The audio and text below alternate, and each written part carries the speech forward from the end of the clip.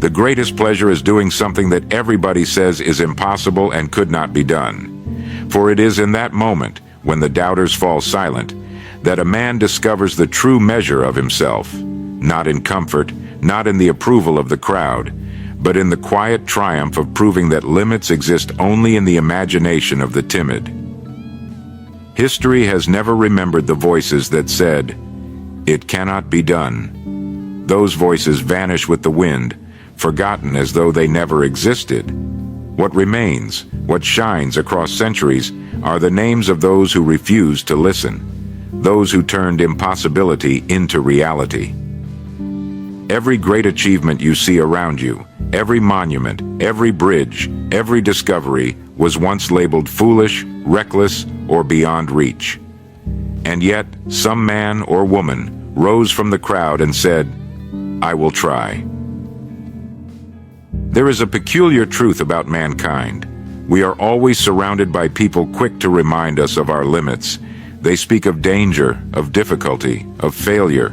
They weigh dreams with the stones of caution until they sink beneath the river of doubt. But there exists another breed of person, rare, unyielding, who hears the word impossible not as a warning, but as an invitation. To them, impossibility is not a wall but a challenge, not the end of a road, but the beginning of one. Look back upon the centuries.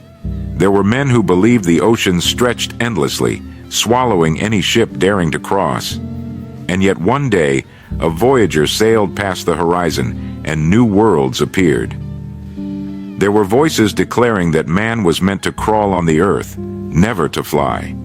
Yet in time, two brothers at Kitty Hawk lifted into the sky, and the world was forever changed. The doubters laughed at them until the day came when the laughter fell silent beneath the roar of engines. It is in the character of progress to be ridiculed before it is revered. The first spark of electricity was considered madness. The first machines were scorned as threats. The first dreamers were mocked as fools. But the world we live in today is built upon the shoulders of those very fools, those who dared, those who would not accept the boundaries drawn for them. And so I say to you, what is impossible? Who decides? Is it the neighbor across the street? Is it the professor in a classroom? Is it the man at the factory or the merchant at the shop? No, my friends, only you decide, and the moment you take the step forward against the tide of doubt, against the laughter of the crowd, you begin to carve a path that belongs to no one else but you. For the greatest victories are not measured in applause or medals. They are measured in the quiet satisfaction of knowing you stood when others bowed, you moved when others froze, and you dared when others trembled. The world belongs to those who attempt what others call impossible. And though the path is steep, though it is lonely, though it is littered with the wreckage of those who gave up, the summit belongs to the man who does not quit. There is a fire within every human soul. Some smother it with fear, others bury it beneath routine, but a few, just a few, fan it into a blaze that lights the way for generations. That fire is courage. That fire is vision. That fire is the refusal to bow to impossibility. What is it in your life that you have been told cannot be done? What dream lies locked away because others could not see it? What mountain have you left unclimbed because the world told you the air was too thin? Let this be the hour you awaken the fire within you. For the greatest pleasure you will ever know is not in comfort, not in ease, but in doing that which they swore could never be done. And when you rise to that challenge, when you stand against the tide, when you silence the doubts, yours and theirs, you will discover a truth as old as mankind itself, that impossibility is only the mask worn by greatness before it is revealed. The nature of doubt and the courage to stand alone. Wherever men have gathered, doubt has always had a voice. It is the voice that whispers in the marketplace, that murmurs around the dinner table, that echoes in the workshop and in the halls of learning. It cannot be done. It has never been done. It must not be attempted. This voice of the crowd has existed since the dawn of civilization. When the first man struck flint against stone to summon fire, others likely stood around shaking their heads saying, "It is dangerous, it is foolish, it is impossible." And yet, when the spark caught and flames leapt into the night sky, the doubters' voices vanished in the crackle of triumph. The crowd has always been cautious. It is bound by custom, tied down by habit, and anchored to what has already been proven safe. And so it declares that new attempts are madness, new dreams are folly, and new horizons are beyond reach. Why? Because the crowd lives for comfort. The crowd fears the unknown. The crowd would rather mock than dare, would rather laugh than risk, would rather remain than rise. But every so often there emerges an individual who refuses to bow to the collective voice of doubt. This man or woman looks at the horizon and sees not danger, but possibility. While others remain rooted, he takes the first step. And that first step is not merely forward, it is upward, it is outward, it is beyond. To stand alone in the face of doubt requires more courage than to fight 1,000 battles. For when you stand against the enemy, you know your foe. But when you stand against the crowd, you face a sea of familiar faces, neighbors, friends, even family, each insisting that you are wrong, that your path is foolish, that your dream will collapse. And those who achieve the impossible do not draw their strength from the approval of the multitude. They draw it from an inner conviction that the impossible is nothing more than an unopened door. It is easy to move with the crowd, to walk where others walk, to think as others think. But there is no greatness there. There is safety, yes, but safety is the cradle of mediocrity. To step away, to walk alone into the wilderness of doubt, that is the birthplace of discovery. The greatest progress mankind has ever made came not when the many agreed, but when the one refused to yield. The inventions that changed our lives, the voyages that reshaped our maps, the discoveries that opened the heavens, each began with one solitary figure daring to contradict the voices of the world. And so, if you wish to know the measure of your courage, ask yourself, can I endure the laughter? Can I withstand the doubt? Can I press forward even when the voices of those I love tell me to turn back? For courage is not found in the absence of opposition. It is found in the decision to march on, though the road is empty, though the crowd jeers, though the night is long. The crowd will never lift you higher than its own shoulders. To rise above, you must climb alone, and once you do, once you stand upon that peak, the very voices that once ridiculed you will be the first to say, "We always knew it could be done." Such is the way of the world. Therefore, do not measure your dream by the size of the applause it receives. Measure it by the resistance it faces. For resistance is the surest sign that you are walking where no one has walked before. And in that lonely path, though the voices of doubt may surround you, there lies the gateway to the impossible. The law of progress, ridicule before reverence. There is a law as old as mankind itself, a law unbroken across centuries and civilizations. Every great idea is first ridiculed before it is revered. When the first man spoke of sailing across oceans, his companions laughed and called him a dreamer.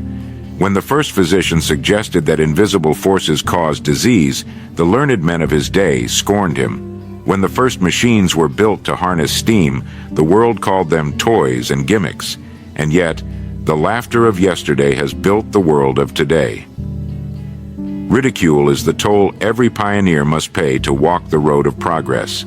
The crowd does not understand what it cannot see, and it fears what it cannot measure. To protect itself, it mocks, it laughs, it points a finger and declares, "This is madness." But history has shown us that every jeer, every insult, every mocking word is but the shadow that precedes the dawn of greatness. People mock what they secretly admire, but do not possess the courage to attempt. The laughter of the crowd is nothing more than the sound of fear disguised as humor. They laugh because deep within them, They know they would not dare what you are daring. They would not climb where you are climbing. They would not risk what you are risking.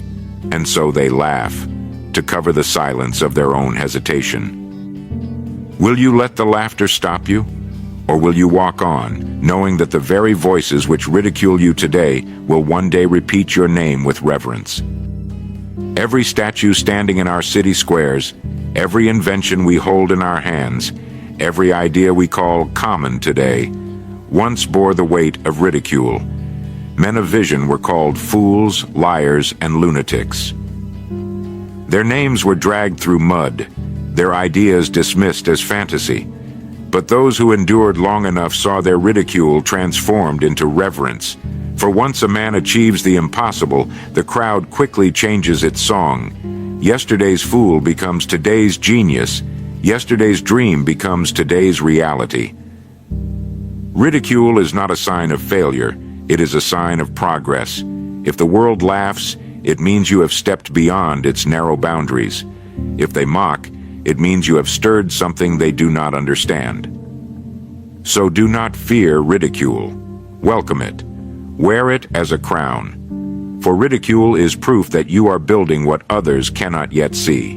And when the day comes that your dream takes form, when the bridge stands, when the machine runs, when the idea breathes, the very laughter that once rang in your ears will be replaced with silence, and then with applause.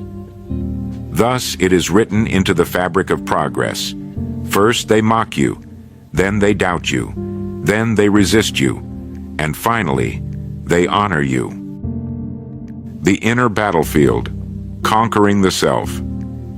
The greatest struggle a man will ever face is not with the world outside him, but with the world within him. Armies may be resisted, storms may be endured, enemies may be overcome. But the battle within a man's own heart is the fiercest of all. For it is not the crowd's laughter that defeats most men, but the quiet whisper in their own minds. Perhaps they are right. Perhaps I cannot do it. The world may place obstacles in your path, but it is your own doubts that build the tallest walls. A man who conquers himself, his fear, his hesitation, his weakness, is mightier than the man who conquers a nation. Each of us carries within a voice of doubt. It does not shout. It whispers. It whispers when you rise in the morning. Stay in your bed. The day is too heavy. It whispers when you begin a task. This is too difficult. You are not strong enough.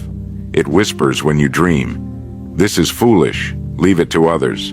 And too many, far too many, obey that voice. They surrender before the battle even begins. But those who achieve the impossible have learned a secret. That voice can be silenced, not once and for all, but each day, each hour, each moment of decision. Courage is not the absence of fear. It is the mastery of fear. Strength is not found in the lack of weakness. It is found in refusing to bow to weakness. Athlete who trains alone before dawn. There is no applause, no music, no cheering crowd. Only the weight of his own reluctance. Each morning, he conquers not the track nor the field, but himself. Or the scholar, bent over books by candlelight, fighting not against rivals, but against fatigue and discouragement. The world sees only the triumph, but the true victory was won in those unseen hours of private struggle.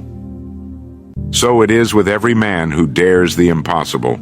The first and greatest conquest is inward. You must chain your doubts, discipline your mind, and command your spirit to stand when your body cries for retreat.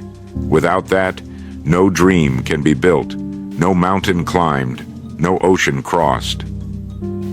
The world can never defeat a man who has conquered himself. You may stumble, you may fall, you may be struck down by circumstance, but if your will remains unbroken, you will rise again. And each time you rise, the world loses its power over you. Dreams and discipline, the blueprint of tomorrow. Every great achievement begins first as a dream, a vision in the mind of one who dares to imagine life not as it is, but as it could be. The bridge across the river was once only a thought in the mind of an engineer. The cure for disease was once only a vision in the heart of a physician. The cathedral, the ship, the discovery, each was first nothing more than a spark within the unseen chambers of the imagination. But a dream, however noble, is only the seed. Without discipline, it withers in the soil of good intentions. For imagination opens the door, but only discipline walks through it. The dreamer who refuses the labor of discipline is no more than a child chasing shadows, yet the one who weds his dream to daily effort, to order, to patience, he alone shapes tomorrow. Discipline is the bridge between vision and reality. It is the steady hand that lays one stone upon another day after day until the cathedral stands. It is the patient pen scratching line after line until the book is complete. It is the craftsman repeating his motions until his skill is sharpened into mastery. The world remembers the finished achievement, but it is discipline that carries the invisible weight of every triumph.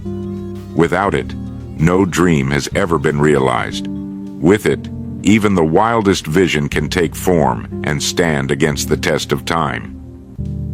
And do not think discipline is a harsh master. Though it demands sacrifice, it rewards with freedom. The man who submits himself to discipline is not chained. He is liberated. He rises each morning not at the mercy of chance, but with the certainty that his steps, however small, are building towards something greater. He wastes no hour. He squanders no gift. He leaves behind no regret. Dreams give a man direction. Discipline gives him motion. Without direction, motion is meaningless. Without motion, direction is powerless.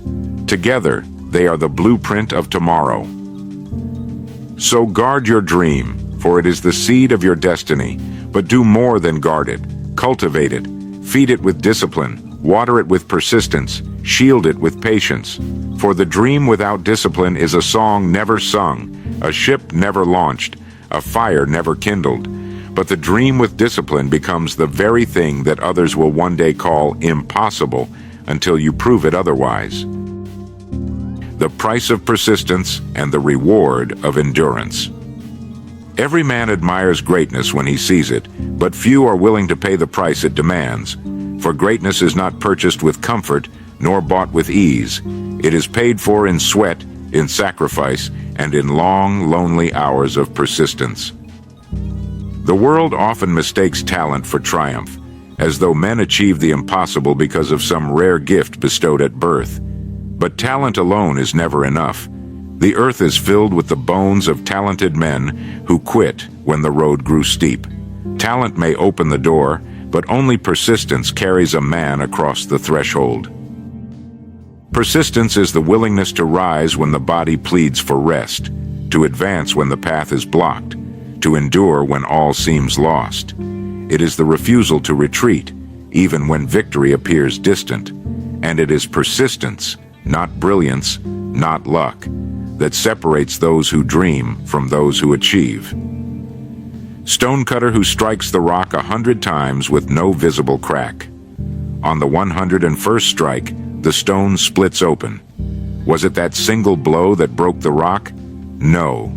It was the 100 that came before, each one unseen, each one unheralded, each one necessary. So it is with persistence. Each effort, each attempt, each failure endured, builds toward the moment of triumph. Endurance is its companion. To persist without endurance is to burn quickly and fade.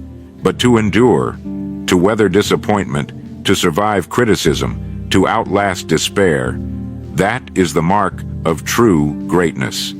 The race is rarely won by the swift, but by the one who refuses to stop running. And though the price of persistence is high, the reward is beyond measure. For when the summit is reached, the weary traveler does not remember the pain of the climb. He remembers only the view from above. The sacrifices, the nights of toil, the scars of the journey, all melt away in the quiet glory of having endured.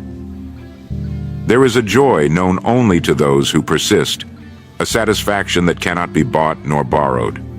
It is the knowledge that you stood the test, that you refused to yield, that you pressed on until the impossible bent before your will. So if you would achieve the extraordinary, prepare to pay the price. Persist when others give up, endure when others fall away, and when the years have passed and your work stands firm, the world will see not the struggle, but the victory, and you will know that the reward of endurance was worth every step of the climb. Joining the eternal chain of dreamers. Every generation has its dreamers, men and women who refuse to be bound by the word impossible.